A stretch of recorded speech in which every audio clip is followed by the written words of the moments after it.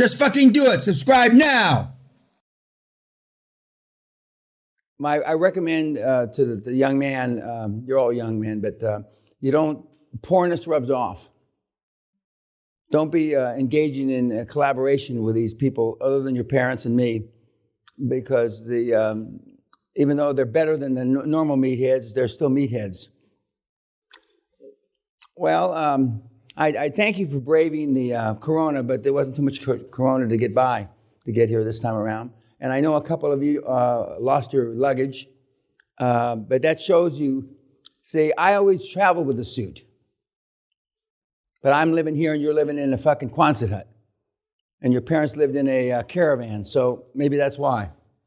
Remember, you only have 2 times to make a first impression. 1, when you see the person or the persons, and 2, when you open your mouth.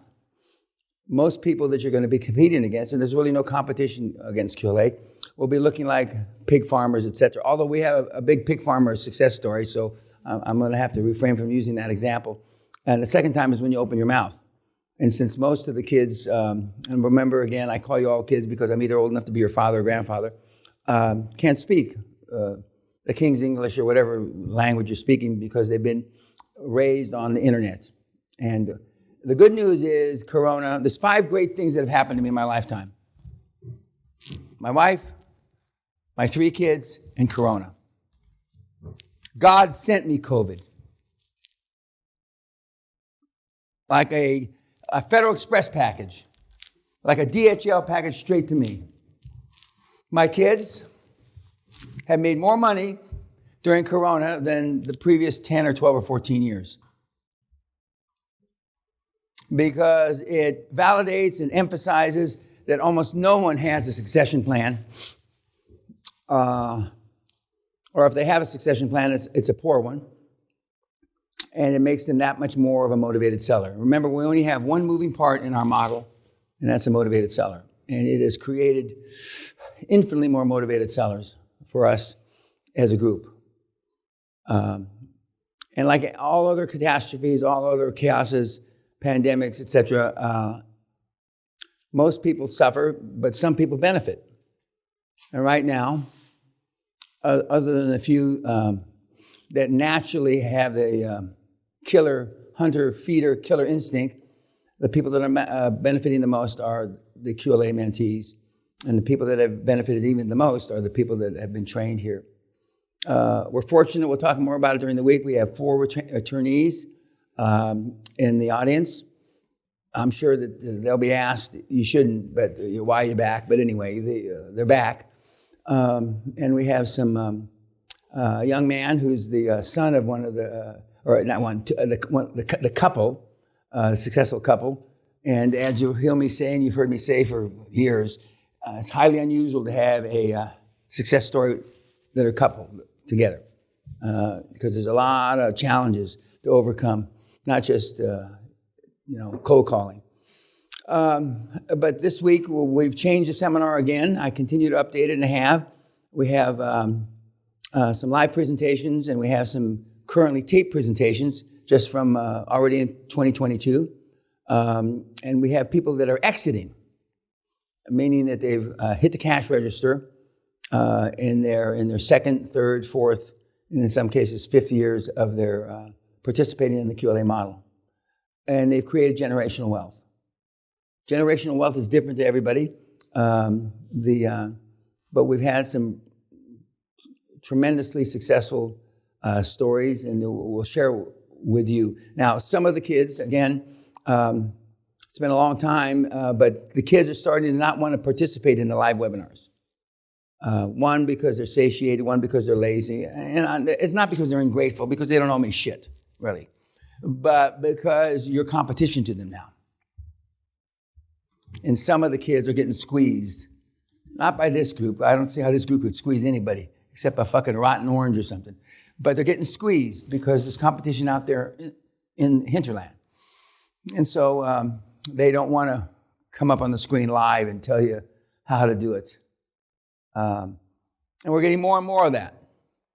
10 years ago, everybody was, they couldn't wait to get on the fucking screen. But now a few of them are saying no mas, like Roberto Duran when he fought Sugar Ray Leonard, no mas. But notwithstanding that, we still have a lot of people that are willing to share their stories with you. And I don't personally understand, and I never have understood why the webinars work. I would rather listen to me tell you how to do it, not some fucking cretin, retard, moron with an 80 IQ on the screen that can't wipe his ass and chew gum at the same time. But in recent years, notwithstanding my wife has her first career was a psychologist, is that you relate to them and you don't relate to me. Because in your wildest dreams, you're never going to be fucking me. In some of your nightmares, you're me, but not your dreams.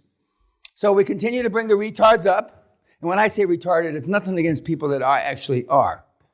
Okay? It just says, when I say affectionately, meatheads. And they come up, and still a number of them are willing to share their story, their plight, their sorrows, how the speed bumps like we have on our drive here have turned into Mount Everest, they thought, and then they were able to overcome them by going under it, around it, over it. And we have a number. We have some new ones. But at the end of the week, the 15 or 16 or however many we'll see, depending on, and I change the seminar at the end of the day when I read your homework tomorrow at lunch, and I'll decide, who is getting it more or not getting it, and I'll make some additions, deletions, etc. for the material that I covered during the seminar, and also possibly the films that we see at night. The homework that you'll do is whatever you see on the films or whoever speaks to you, it's what's your takeaway. Can you relate? Tonight after dinner, you're going to listen to Leanne and Graham talk about their adventures and have a Q&A, a short Q&A, and answer questions about what, if anything, resonated. Everything they say should resonate, but they're newly additions to the Hall of Fame, and we'll talk more about that during the week. And then whatever movies you see, whatever clips you see, one night you're going to see a 8-minute clip on Barron Trump, Donald's youngest son, and how he's been raised and how he's raised by his mom, etc. And I doubt very much if any of you can relate to how he was raised. Our kids can relate because they did a lot of the same things that they did with Barron. Because Barron Trump, rightly or wrongly, what you think about the former president, in full disclosure, I knew him in a lifetime, 2 lifetimes ago. He's changed the world of finance. He's certainly changed the world of running for public office. I can attest to that myself. Now I'm just recently throwing my hat in the public arena. But just imagine having him as a dad growing up, as opposed to the dipshit piece of cow dung that was your dad. Or having Mrs. Trump as your mother instead of the fat, lard-ass, 400-pound mom that you had with no goals, no this, no that. I'm not here to insult you, but I will. I'm not here to say anything about your gender, but I will. I'm not here to say or defame your religion, but I will. Because that's a real fucking world. And most of you don't live in the real world. You live in the real world. I mean, see, rubs off. Richness rubs off as well.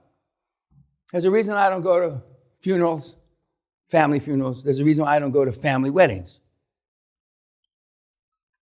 Because my family could rub off on me. Even at my age. And I'm closer to 77 than I am 76 a few days ago. But nobody tells you that. Nobody tells you that you're your worst enemy.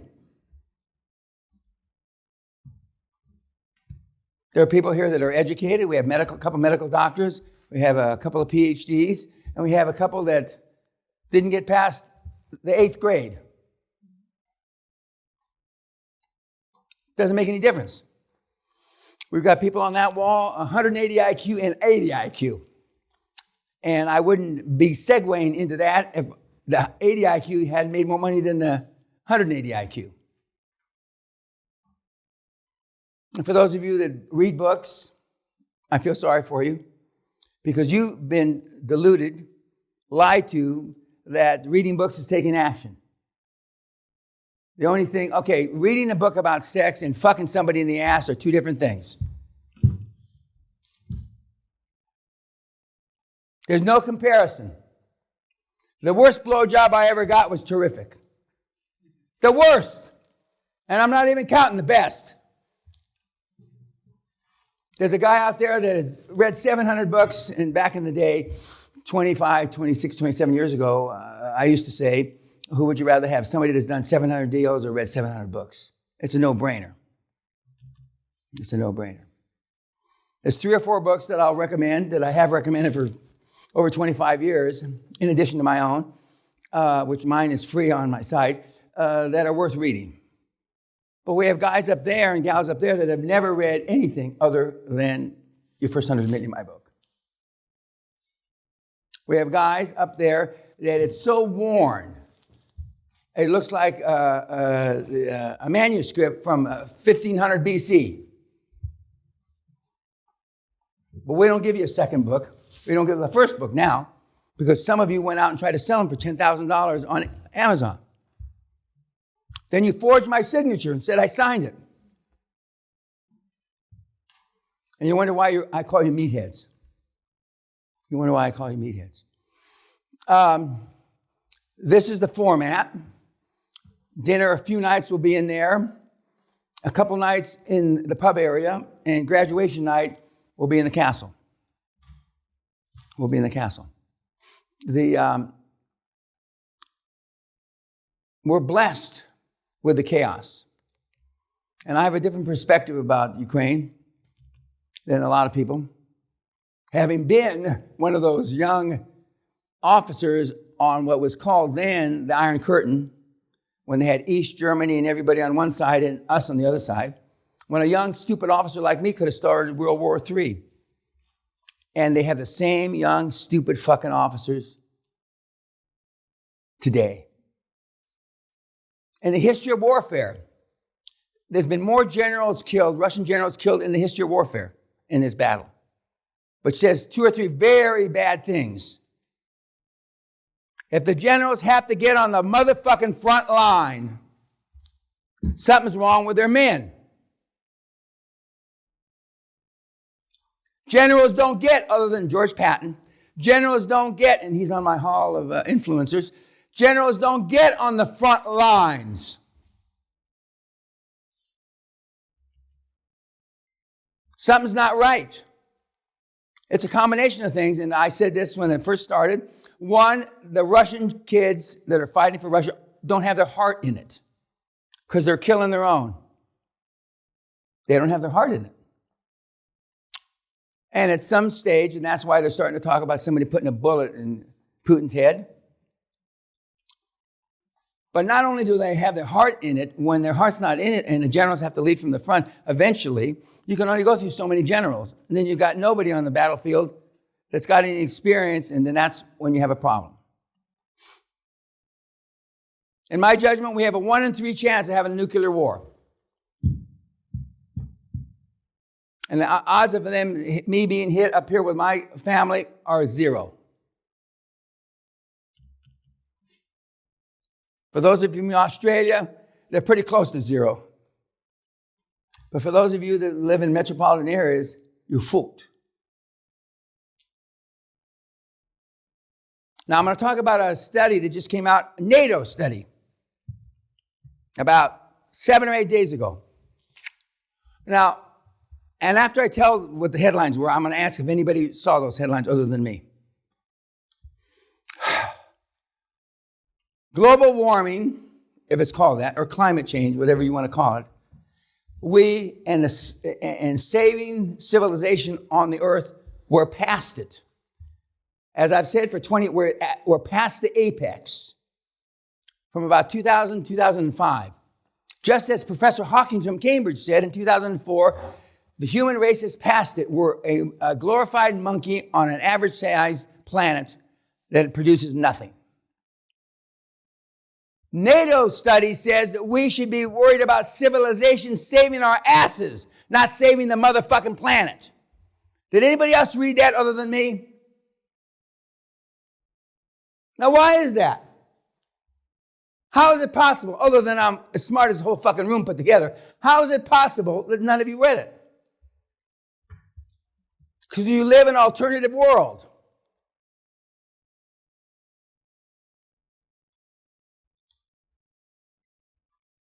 Now they're going to start worrying about the thing that I've talked about for the last several months. In 2142, a meteor is going to hit the fucking planet. 2142. You don't even hear about it. Because the average mooch, the retards, the meatheads, live like yourself until tonight, live in an alternative world. Lenin was wrong when he said religion was the opiate of the people. Stupidity is the opiate of the people. So how can you possibly have turned out anything other than the way you are now? Now, I've been beating my chest at the end of mankind for almost 30 years. I'm an overnight success at 76, which I find amusing. I'm an overnight success. I'm still in heavy demand for that. I thank Brian Rose, who talked me into, I had to browbeat him a little, talked me into being on the show in 2014. But there's a reason why the top three sovereign funds, Norway, China, Kuwait, have called on me for advice. Not Ty, not Jay, me.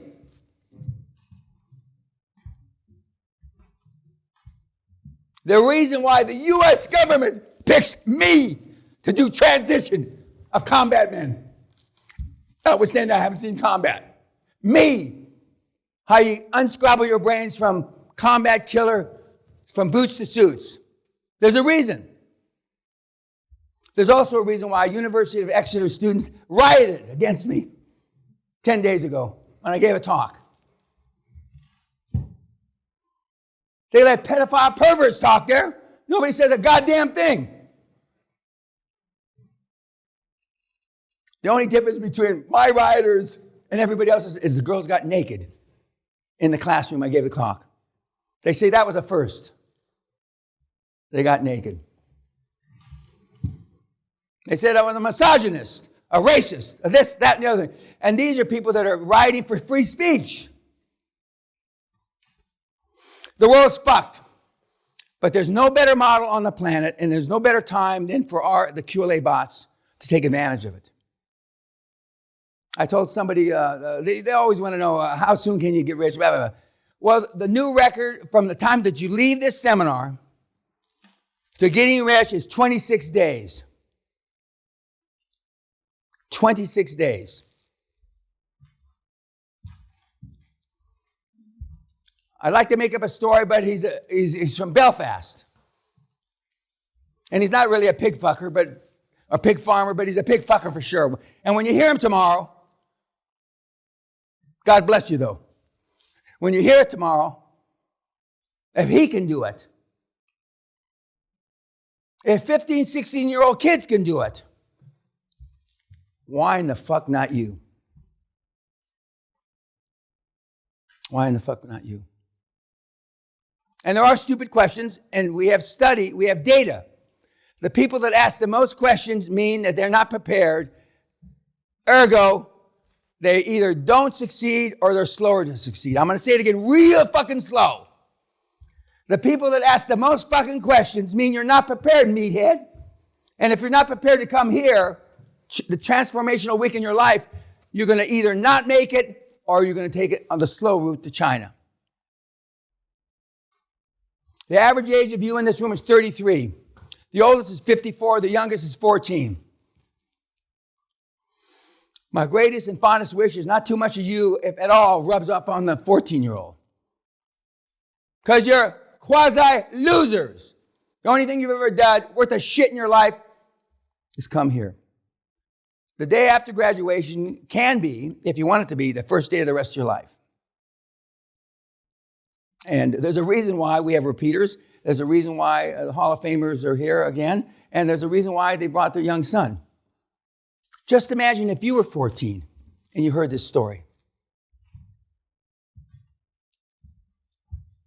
Said it for the guys. I don't know. I can't speak for the girls. The guys, all you were doing was jerking off on your laptop. 14. What an advantage. Tomorrow, because of Mitchell, I'm going to go through 6 or 7 teenage success stories dating back 20, 25 years. As they would say in Japan, big fucking hitters. Big hitters. The 13 and 14-year-old that came here are in their late 20s now, retired. They bought an island someplace, and they're just fornicating with native girls all day long. I hope they're practicing safe sex unless they want to have a lot of kids. And then there's you. But better late than never. Better late than never. Duncan, hit it. Ladies and gentlemen, enough, Sam.